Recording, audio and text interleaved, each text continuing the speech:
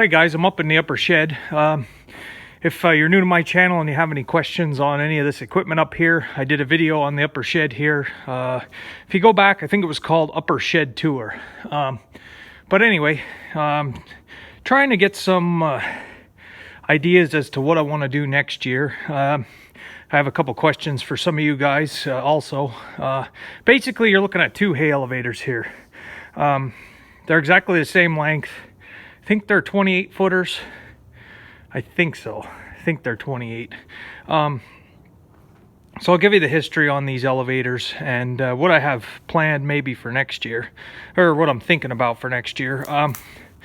At the moment, neither of them are mine. These belong to the guy that used to farm here that retired, and he gave me the option of buying this one here. And I said I'd buy it. I took it down to the barn. I had it set up. I had first cutting hay ready to go in the barn, and I plugged it in and nothing. The motor wouldn't run on it. It's a pretty old motor. I think these are from the 60s, these elevators. They have to be somewhere in the 60s. Great big giant old motor on it. Wouldn't run. So the plug wasn't in the best of shape. So I put a brand new plug on it and tried it again with a heavier cord, and all it would do was hum. So it still wasn't working, and I just gave it a kick or two here, and finally it would run, and then it started smoking and there were sparks flying, and I thought, you know what, not around the hay. So I checked into buying a motor. Not the cheapest purchase. I didn't have any used ones that were big enough. I don't know if it's a horse and a half or whatever it is. So I basically said, no, I'm not going to buy it for now. So then he said, well, use the good one. So he had this one that I used all year.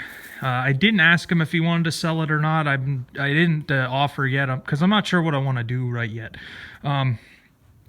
This has a little bit more modern, smaller motor on it. And it has a on and off switch, unlike that one, which you just plug in, which you could wire one in, it wouldn't be a big deal. The issue is they are both almost totally wore out. These don't have bearings in here. They're just brass bushings on each end, and you keep them greased, and they're gonna need some attention. The other issue is all the chains have a lot of slop in them. These chains up at that end, every once in a while it tries to run off the sprockets. This could probably just be tightened up down here. What else did I find wrong with it? The cable's not quite in the best of shape, and this is why I kind of like this one over here a little bit better. You see it has a cradle for it to sit in right there. There's a cradle. So if the cable does break or something, at least it's going to land on that cradle and the whole thing isn't going to collapse. This one here, and the cable's not expensive either. I'm not saying that a lot of this stuff is going to cost a lot to fix up or replace. I definitely may do this year. But this one here, if the cable breaks, basically what's going to happen, the whole thing is just going to fall down till it hits the ground. Which, like I said, I have replaced the cable on the one I used to have. The other issue is these paddles, compared to like the Zimmerman manufacturing or New Holland. Those were the type that I was used to and unloaded a lot of hay. Those paddles are a lot higher. They stand a lot higher. These here, if you don't have the bale sitting on, basically the only way you can do it is to set the bale on end. Because if you have it widthwise, they're kind of narrow elevators. They're not really wide. They're not as wide as the New Holland version or the Zimmerman version.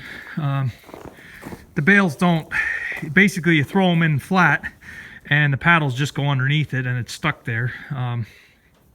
I did have my dad help me a little bit over the summer, and it was just a constant.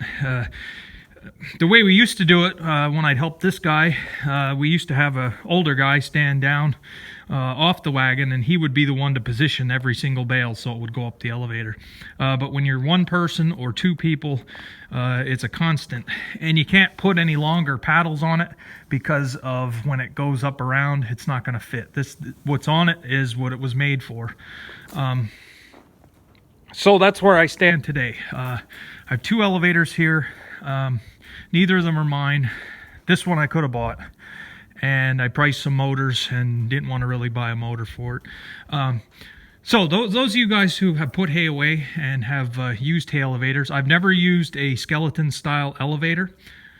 I don't know much about them. A lot of people say that they're a lot nicer, they run smoother, they're quieter than these things. When this thing runs, it's like a sounds like a thunderstorm. But the skeleton elevators, they also say you don't have all the chaff up in the hay mow that comes off of these paddles up at the top. And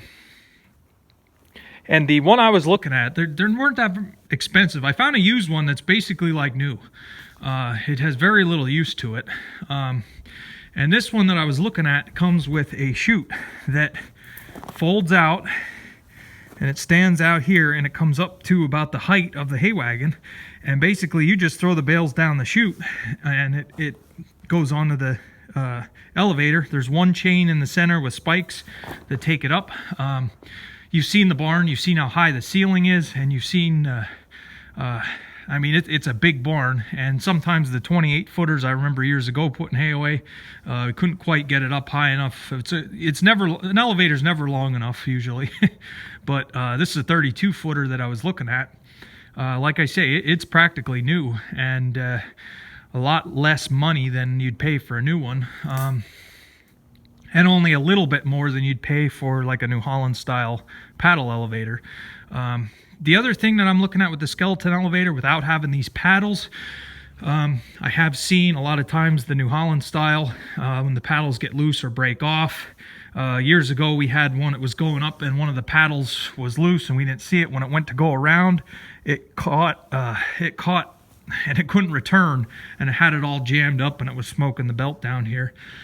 It seems like the skeleton elevators have a lot less moving parts. Instead of 2 square chains on either side, you only have one in the center.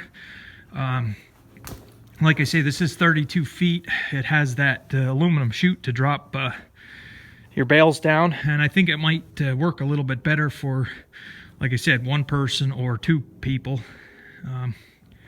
So yeah, I just have some thoughts. I have some questions. See what you guys think of the skeleton elevators. If they're worth it. Any problems you guys had with them, I'd appreciate comment below. I don't know anything about them. I've never unloaded hay with one. I've never seen one even work. Like I say, everybody had this style everywhere I worked. And like I say, if I want to make do, I'm pretty sure he'd sell me this green one. Then I'd be probably wanting to put a new cable on it. Which isn't expensive, just takes some time. It needs a new dry belt. All the brass bushings on the bottom here should be replaced. This wheel here that the belt runs, it's very wobbly, and sometimes you have the belt fall off. It might be a bad bearing there. This chain could be tightened up, but it probably should be replaced. We got paddles that are loose. What else? It should have a new cord. The cord has been cut and taped how many times, and working in the barn, that's not always the safest. So if I had to make do, and I didn't want to spend any money, I'd basically just see if I can use it for another year and run it as is. But if it breaks, then I'm the one liable to repair it, and I don't like being in that situation. The other option is, of course, I could buy this one, then I have to buy a motor. It's kind of the same deal. Everything would have to be replaced on it. And pretty soon, I'm to the point of what I could pay for this used skeleton elevator. And it's 32 feet instead of 28. And you could make a chute. Like I say, if I really wanted to, I could get some plywood in the saw out and make a chute to load the bales, but it's not going to have the same effect as the skeleton elevator with the spikes. These paddles, like I say, they have to be up on edge, and even then, if you have it too high in the air, they slip off and start falling down.